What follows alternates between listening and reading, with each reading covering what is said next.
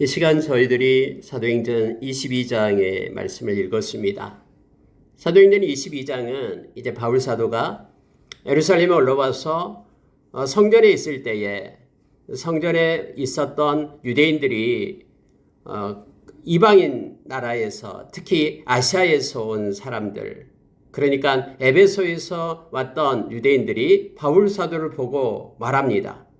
바울 사도 그가 많은 사람들한테 그렇게 외치기를, 바울 사도가 이제는 할례도 필요 없고 율법도 필요 없고 하면서 이 할례와 율법 이것들에 대해서 유대인들에 대해서 모독을 하고 또 그들을 갖다 저주했다.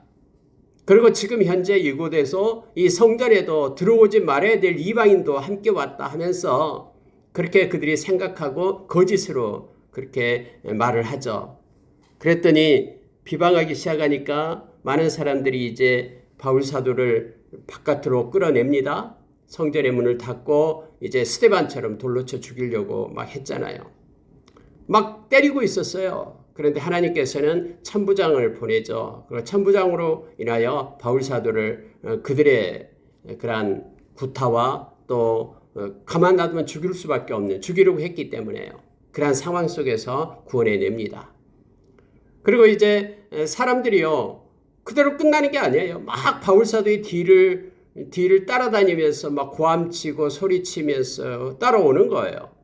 바울 사도가 이제는 천부장의 그 군사들에 의해서 이렇게 끌려가다가 오늘 보니까는 그 층계에 이르게 되죠.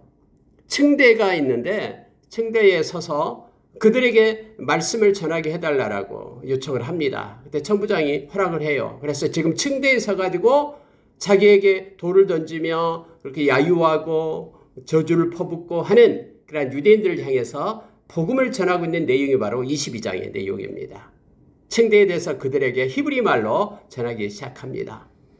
그래서 그 말씀을 전하는데요. 말씀의 핵심이 뭐냐면은 내가 만난 하나님, 내가 만난 예수님, 내가 옛날에 이랬는데 내가 주님을 만나고 보니까 정말로 그분이 하나님이고 그분이 정말로 살아계신 부활의 주님이다라는 사실을 그들에게 전하게 됩니다.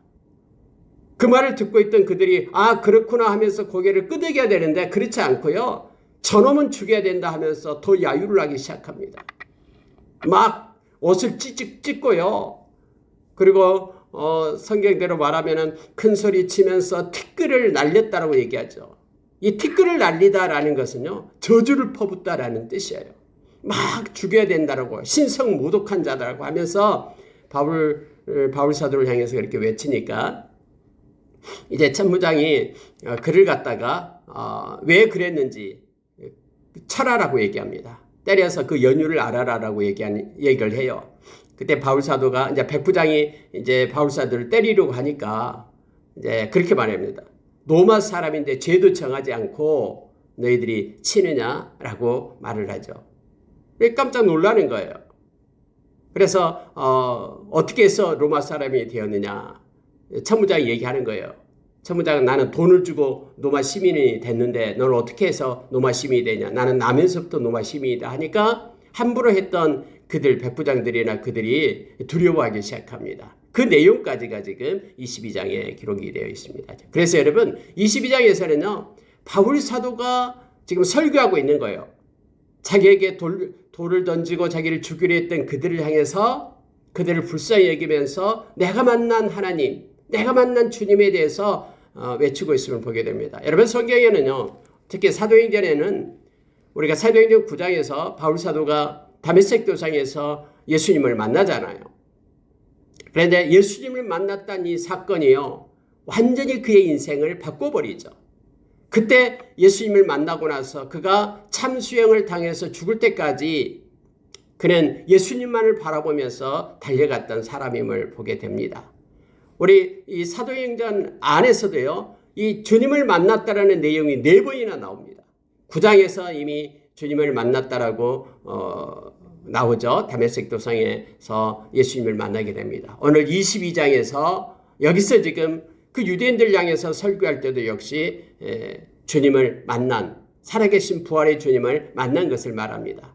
다음에 22장에서 이 말하고요. 다음에 24장 그리고 그 다음에 26장에서 또 말합니다. 계속해서 주님을 만난 사실에 대해서 그렇게 말하고 있는 거예요. 즉 바울 사도의 인생에 있어서 이렇게 터닝 포인트가 됐던 사건이 바로 다메섹 교상에서 주님을 만나면서죠. 우리의 인생 가운데도 우리가 주님을 만날 때 우리의 인생이 완전히 달라집니다. 죄와 사망의 그 늪에서 생명의 또 구원의 그런 자리로 옮겨지는 것이 바로 주님을 만났기 때문입니다. 각자마다 그래서 우리는 주님을 인격적으로 만나야 되죠. 그리고 주님을 만남으로 인하여 우리의 인생이 완전히 달라지고 신분이 달라지고 가치가 달라지고 우리의 모든 삶이 달라지게 됨을 우리는 너무나 잘 압니다. 여러분 여기서 주님을 만났던 이 바울사도, 그래서 바울사도는 그것이 늘 은혜고 감사인 거예요. 마음속에 새겨진 감사, 너무너무 주님이 자기를 만나주셔서 감사해서 가는 곳곳마다 이 말씀을 지금 증거하고 있고, 이 말씀이 얼마나 그 바울의 인생을 바꿔놨는지 바울은 사도행전에서 4번씩이나 그 내용을 기록하고 있음을 성경 말해주고 있습니다. 우리 각자도 우리가 주님을 만나는, 그리고 우리의 인생의 길이 정해지는 것들을 아마 경험을 했을 것입니다. 근데 이것은요, 너무너무나 가치 있고 보배로운 것임을 우리는 기억해야 됩니다. 하나님 우리에게 주신 가장 큰 선물, 그것으로 인하여 우리가 주님 안에 거하고 생명 얻고 영원한 하나님의 나라를 상속받은 자로 우리가 세워졌기 때문에, 하나님의 자녀로 우리가 부름을 받았기 때문에 그렇습니다. 저 같은 경우는 80년 그 복음화 대성회가 저에게는 터닝 포인트가 된 겁니다. 여의도 광장에서 그때 고등학교 2학년이었는데 올라와서 그때 그 하나님의 말씀을 듣는 사람들이 여의도 광장에 모일 때에 복음화 대성회 그때 이렇게 도우미 역할을 했거든요. 거기에서 그 빌리 그레엄 목사님의 그런 설교를 들으면서 하나님 앞에 엎드려 기도하고 하나님 앞에 마음을 드렸던 그것이 터닝 포인트가 되어서 지금 이 자리까지 오게 된 것입니다. 제가 이 말씀을 들으면서 나의 삶에 있어서 주님을 따르고 주님을 의지했던, 그리고 주님과 동행했던 그런 순간에 바울사도처럼 터닝 포인트가 어딜까라고 묵상하면서 하나님께 감사한 건데, 머릿속에 떠오르고 마음 가운데 그렇게 마음을 메웠던 사건이 바로 80년이었습니다. 여의도 광장에서 있었던, 각자마다 있어요. 주님을 만나는 그런 장면이 있습니다. 어떤 분들은 어느 곳에서 각자 다른 모습으로 하나님께서는 불러주시고 하나님의 자녀 삼고, 세상에는 우연이 없습니다. 그리고 우리가 로마서 8장 29절 30절의 말씀처럼 하나님께서는 우리를 아시고 우리를 정하시고 부르시고 하는데요. 이 부르신다라는 것은 각자를 부르신 거예요. 그리고 우리에게 의롭다 하시고 영화롭게 하시는 것입니다. 어떤 순간이든 주님이 부르시는 그 순간은 가장 보배롭고 존귀한 순간이었음을 우리는 너무나 잘 압니다. 그래서 그걸 기억할 때마다 우리는 하나님께 감사하고 어떤 영광을 돌립니다. 여러분, 바울사도가요, 이렇게 이제 말하기 시작합니다. 자, 3절에 보시기 바랍니다. 자기 자신을 소개하는 거예요. 유대인으로서 길리기아 다수에서 났고 이 성에서 자라 가말리엘의 문화에서 우리 조상의 율법에 엄한 교훈을 받았고 오늘 너희 모든 사람처럼 하나님에 대하여 열심히 있는 자라. 내가 이 돌을 박해하여 사람을 죽이기까지 하고 남녀를 결박하여 옥에 넘겼다. 주님을 만나기 전에 자기 자신의 모습을 지금 설명하고 있는 거예요. 너희들이 지금 하나님에 대해서 열심을 낸 것처럼 나도 역시 마찬가지다. 그래서 이 그리스도를 믿는 사람들, 예수님을 믿는 사람들을 결박하여 그들을 죽이기까지 했다라고 말합니다. 그리스도를 결박하여 옥에 넘기려고 했다. 그래서 역시 주님을 만나기 전에도 다메섹에 사는 예수를 믿는 사람들을 잡아서 옥에 가두려고 그곳으로 공문을 받아가지고, 대제사장의 공문을 받아가지고 달려갔던 나다. 대제사장들이 증인이다, 증인 라고 말하고 있습니다. 여러분, 여기서요 중요한 단어가 하나 나오는데 하나님에 대하여 열심을 냈다 이 말입니다. 여러분, 열심이 먼저가 아니죠. 방향이 먼저입니다. 우리가 여러분 달리기를 아무리 잘한다고 해도 방향이 삐뚤어지면요, 만약에 반대 방향으로 달리기를 잘하면 잘할수록 더 멀어지는 거잖아요. 그래서 열심을 얘기에 앞서서 내가 정말로 옳은 길을 가고 있는가가 더 중요한 거잖아요. 바울사도는 지금 말합니다. 너희들도 지금 열심을 내고 있는데 방향이 틀렸다라고 말하고 있는 거예요. 나도 그랬다라고 말합니다. 나도 옛날에 너희처럼 그렇게 하나님에 대해서 열심을 내서 예수를 믿는 자들을 잡아서 죽이고 옥에 가두고 하는 것이 하나님을 위하는 일이라고 나는 생각했었다라고 지금 말하고 있는 것입니다. 여러분 요한복음 16장 2절에서 말하고 있죠. 그들이 사람을 잡아서 죽이면서까지 이것이 하나님을 위한 것이라고 생각한다라고 말하고 있습니다. 왜요? 하나님을 모르기 때문에. 정말로 예수님을 모르기 때문에. 그런데 나도 여러분처럼 그렇게 하나님에 대한 열심이 특심이었다. 그래서 방향을 알지 못하고 예수 믿는 사람 거 죽이려고 이게 이단이라 생각하고 그렇게 열심을 내었다. 라고 그들에게 말하고 있습니다. 여러분, 그래서 우리가 주님을 알고 하나님을 아는 것이 영생이다라고 요한복음 17장 3절에서 말합니다. 주님을 알지 못한 상태에서의 열심은 위험합니다. 아궁이 속에 있는 불은 따뜻한 방을 만들고 음식을 이렇게 조리를 합니다. 음식을 만들어냅니다. 그러나 아궁이 밖에 있는 불은 그 집을 태우고 온갖 모든 것을 다 소멸시킵니다. 아무리 우리가 열심을 가지고 있어도 그것이 하나님을 향한 열심을 갖는데 바른 방향의 열심이 아니다면 오히려 하나님의 영광을 가리고 하나님께 그러한 죄를 범하는 것이 됨을 성경 우리로 깨닫게 합니다. 그래서 늘 우리는 점검해야 됩니다. 우리가 사역을 한다고 또 때로는 무슨 일을 한다고 말하지만은 그것이 정말로 하나님의 의를 위한 것인지 아니면 자기의 의를 위한 것인지를 확인하라라고 성경은 가르칩니다. 로마서 10장 2절에서 내가 열심을 내려 했던 것이 하나님의 의라는 표딱지를 붙여가지고 하면서도 자기의 의를 위하여 자기의 욕망을 위하여 일했던 것이 아닌지를 그렇게 일해왔다라고 성경은 지금 말해주고 있는 것이죠. 그래서 늘 우리가 성령 안에서 말씀 안에서 우리가 하나님을 바라봐야 됩니다. 말씀을 떠나서 우리의 머릿속으로 생각해서 이것이 하나님의 일인갑다라고 생각하고 하는 것은 모조품입니다.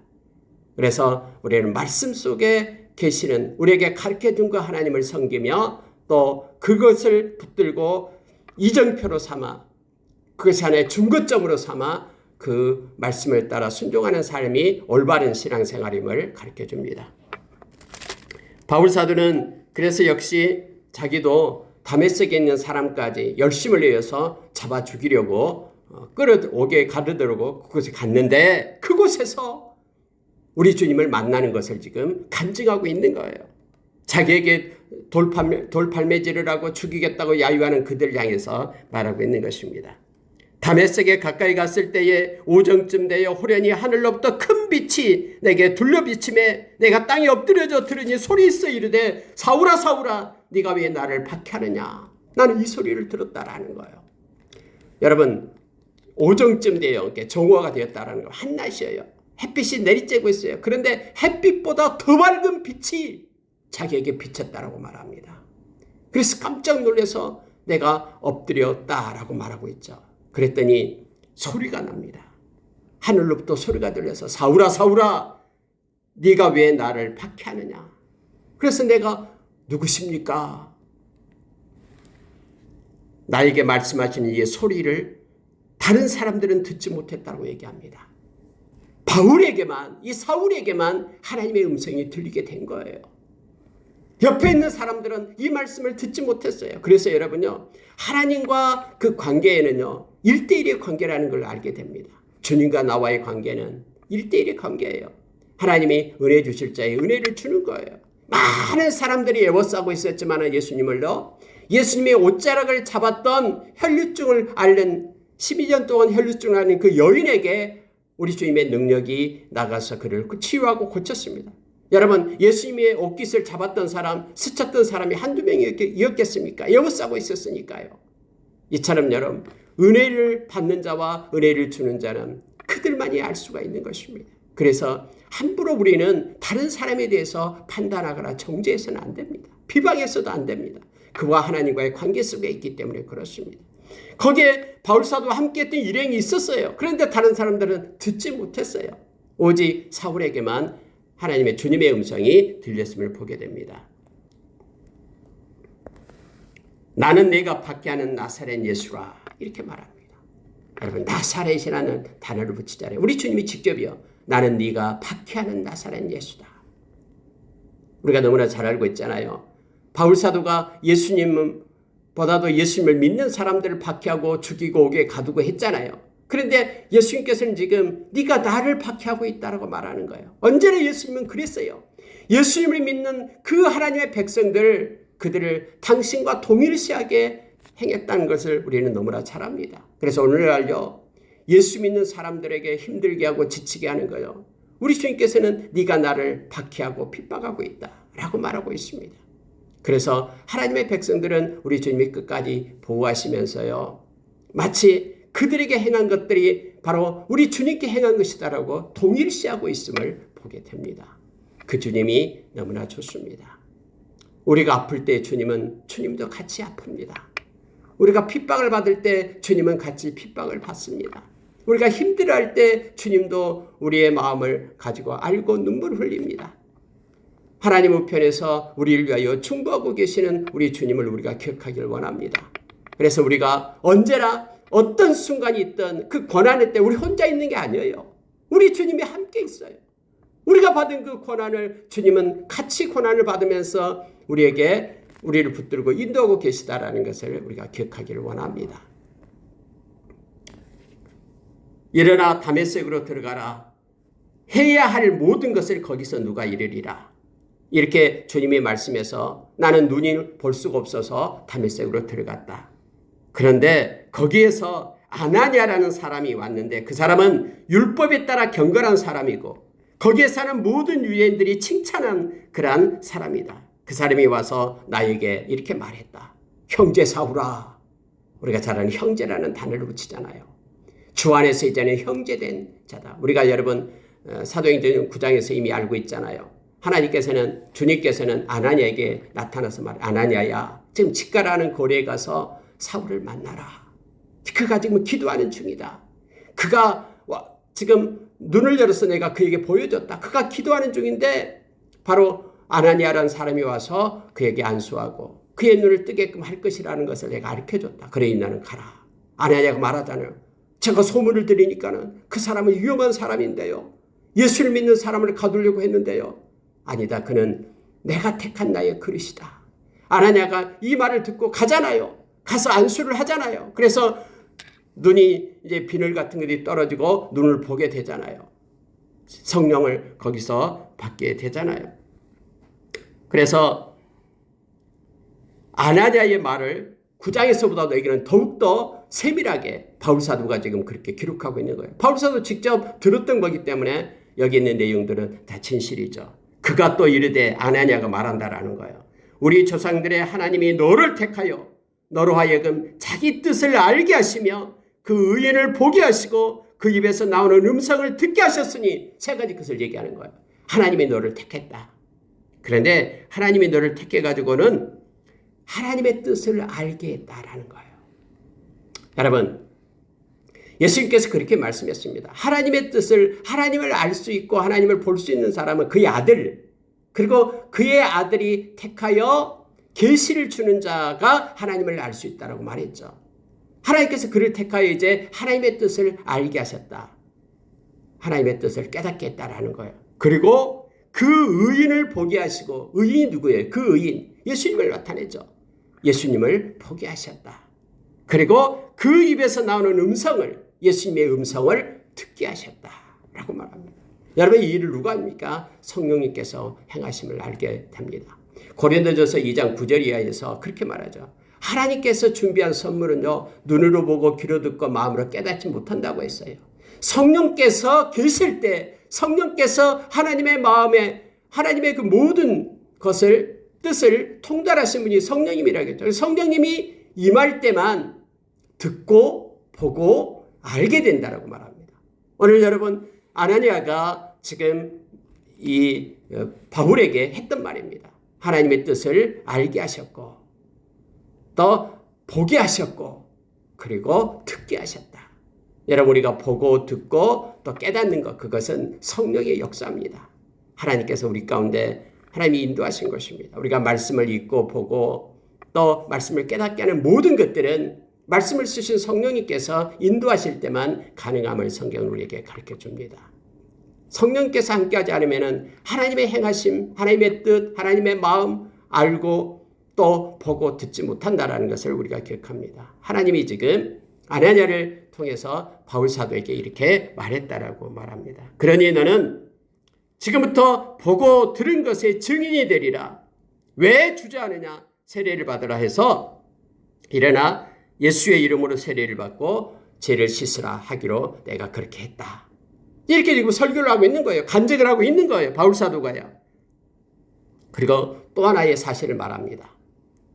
자, 예루살렘으로 올라와서 성전에서 기도할 때에 황홀한 중에 봄에 이렇게 되어 있죠. 그 후에 이것은 여기서만 나타나고 있는 것입니다. 예루살렘 성전에 올라가서 내가 기도하는데 이제는 주님께서 내게 말씀하셨다. 여러분 기도 중에 주님이 이렇게 말씀하셨다고 말합니다. 18절이요. 속히 예루살렘에서 나가라. 그들은 네가 내게 대하여 증언하는 말씀을 듣지 아니하리라.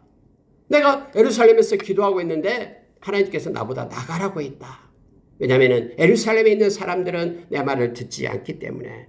그러면서 나더러 이렇게 말했는데 떠나가라. 내가 너를 멀리 이방인에게로 보내리라 하셨느니라. 하나님께서 나에게 소명을 줘가지고 이방인에게로 보내시겠다라고 그렇게 말씀하셔서 그래서 내가 이방인으로 간 것이다. 라고 말하니까 여기까지 듣고 있는 거예요. 많은 무리들이. 그러다 이 말을 듣자마자 성경에 보면 이렇게 말합니다. 그들이 소리를 질러 이르되 이러한 자는 세상에 없애버리자. 살려둘 자가 아니라 하면서 떠들며 옷을 벗어 던지고 티끌을 공중에 날리니 이렇게 되어 있습니다. 여러분이 왜 갑자기 이방인에게로 하나님이 나를 보냈다라는 말을 듣자마자 그들이 막 고함을 치며 막 옷을 벗고 막 티끌을 날리고 그랬을까요? 여러분 그때 당시에 유대인들은요. 자기들만이 택한 백성이라고 생각했어요. 그리고 자기들은 선민 그런 의식이 있었죠. 선민 사상이 있었죠. 이방인들은요. 구원을 못 받은 존재라고 생각했어요. 그런데 지금 하나님께서 직접 바울 사도를 이방인에게로 나가서 이방인에게 복음을 전하라 라고 말했던 것을 듣자마자 그들이 소리 지르며 고함치기 시작한 겁니다. 바울의 그런 회심의 경험을 증언하면서 지금 하나님께서 나를 보냈다라는 이 사도의 직분, 이 사도의 직을 지금 말하고 있는 거예요. 그 사도의 진정성을 지금 말하고 있는데 이 유대인들은 이것을 들을 수가 없는 거예요. 아니 이방인에게 하나님이 그랬다고 이건 거짓말이다라고 생각하면서 그들이 막 고함을 치면서 티끌을 날리기 시작하는 것입니다. 옷을 벗어 던진다라는 것은요. 이제부터 우리는 무슨 짓을 다 하겠다라는 뜻이에요. 우리가 무슨 일을 하려면 막 겉옷 입고는 못 하잖아요. 옷 벗고 막 뭐 일을 시작하잖아요. 옷을 벗는다라는 것은요. 저놈 죽이겠다라는 거예요. 공중에다 이 티끌을 날린다라는 것은 상대방을 경멸하고 저주한다라는 그런 표시예요. 너를 저주한다. 하나님의 이름으로 저주한다. 어떻게 이방인에게 복음을 전한다라고? 그들에게도 뭐 생명이 있다라고 그들도 택한 자라고 하나님이 그렇게 보냈다고 하면서 분노하면서 그렇게 그들이 행했음을 보게 됩니다. 여러분 이렇게 되니까 이제 천부장이 바울을 영내로 데려가라고 명합니다. 도대체 이 바울이 누구길래 무슨 일을 했길래 하면서 자초지종 물으려고 그렇게 말합니다. 채찍질하여 신문하라 한데 이제 가죽줄로 바울을 맵니다. 때리려고요. 그때 바울 사도가 자기가 로마 시민 된 것을 말하면서 죄도 정하지 않고 채찍질할 수 있느냐라고 말합니다. 여러분 그때 당시에요. 이 로마 시민법이 있습니다. 로마 시민법은요. 로마 시민은 함부로 대할 수가 없어요. 로마 시민들은 잔인하거나 수치스러운 형태의 형벌을 면제받았습니다. 그래서 로마 시민들은요. 십자가에서 죽이지 않았어요. 아무리 그가 그런 죄인이라도 십자가형을 로마 시민한테는 내리지 않고요. 참수형을 빨리 죽게 하는 그런 참수형을 내렸습니다. 그리고 로마 시민권자에게는 어떤 분봉왕이나 총독의 재판을 거부할 수 있는 그런 권리도 있었어요. 가이사에게 로마 황제에게 직접 상소할 수도 있었습니다. 다음에 여러분 이 바울 사도가 내가 가이사에게 가서 재판을 받겠다고 말하잖아요. 로마 시민이기 때문에 그러는 거예요. 그래서 로마에까지 가게 되는 것을 보게 됩니다. 여러분 말씀을 마치겠습니다. 22장에서는 바울 사도의 마음 가운데 있었던 것, 그의 인생의 터닝포인트가 되고 핵심적인 그러한 사건이 있었다라는 걸 알게 됩니다. 그게 다메섹 도상에서 주님을 만난 사건입니다. 그래서 그것 때문에 평생 걷길로 가던 그가 이제는 올바른 복음의 길로 또 제자의 길로 그가 갔음을 우리는 너무나 잘 압니다. 우리에게도 지난날을 돌이켜보면서 우리 주님을 믿고 의지할 수 있는 그런 기회가 우리에게 있었습니다. 그때 우리가 어떤 사업에 실패하든 아니면 어떤 자격에 있어서 어떤 어려운 순간이든 아니면 육신적인 그런 고통의 순간이었던 그 순간에 우리 주님이 찾아오셔서 우리 주님을 만났던 그 순간이 있습니다. 그것을 우리가 늘 헤아려 보고 하나님께 감사하고 우리 마음이 그곳에 두게 된다 그러면 바울 사도가 끊임없이 고난 중에서도 그렇게 힘있게 일할 수 있는 것이 뭐냐면 주님 만났다는 그 사실 그리고 나를 불렀다는 그 사실 때문이었음을 우리가 알게 됩니다. 우리에게도 역시 지난날에 우리를 하나님께로 이끌었던 터닝포인트 그것에 대해서 우리는 늘 감사하면서 또 그걸 가지고 하나님께 영광 돌리는 우리 인생 끝날 때까지 절대로 다른 길을 따르지 않고 주님이 부르신 그 자리에 우리가 서서 믿음의 길을 갈 수 있는 우리가 되기를 원합니다. 오늘 하루도 주님을 따르는 제자로서의 아름다운 삶을 살아서 주님께 영광 돌리는 하루가 되기를 원합니다. 이렇게 기도하겠습니다.